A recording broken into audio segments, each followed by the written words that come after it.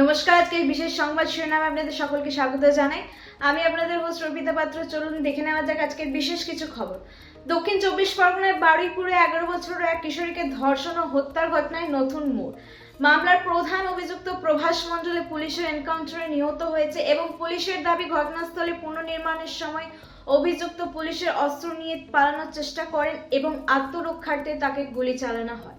পরে তাকে হাসপাতালে নিয়ে গেলে চিকিৎসকেরা মৃত বলে ঘোষণা করেছেন।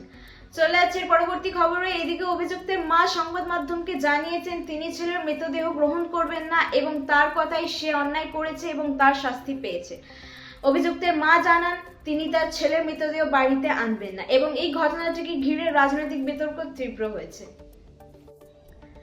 চলে যাচ্ছে পরবর্তী খবরের দিকে। দক্ষিণ 24 পরগনা বারুইপুরের এই ঘটনাটিকে কেন্দ্র করে তৃণমূল কংগ্রেসের সাংসদ মহুয়া মৈত্র এই এনকাউন্টারের সমালোচনা করে সামাজিক মাধ্যমে একে জঙ্গলরাজ বলে উল্লেখ করেছেন।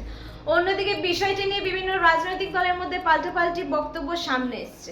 চলে যাচ্ছে আজকে শেষের খবরের দিকে। কলকাতায় তৃণমূল কংগ্রেসের একটি বিক্ষোভ কর্মসূচির সময় দলের এক কর্মীকে দলনেত্রী মমতা বন্দ্যোপাধ্যায় চড় মারেন বলে একটি ভিডিও সামাজিক মাধ্যমে ভাইরাল হয়েছে। ভিডিওটিতে দেখা যায় ভিড় নিয়ন্ত্রণের সময় ওই কর্মীকে সরিয়ে দিতে গিয়ে এই ঘটনাটি ঘটে এবং এই বিষয়টি নিয়ে রাজনৈতিক মহলে আলোচনা অবহিত হয়েছে।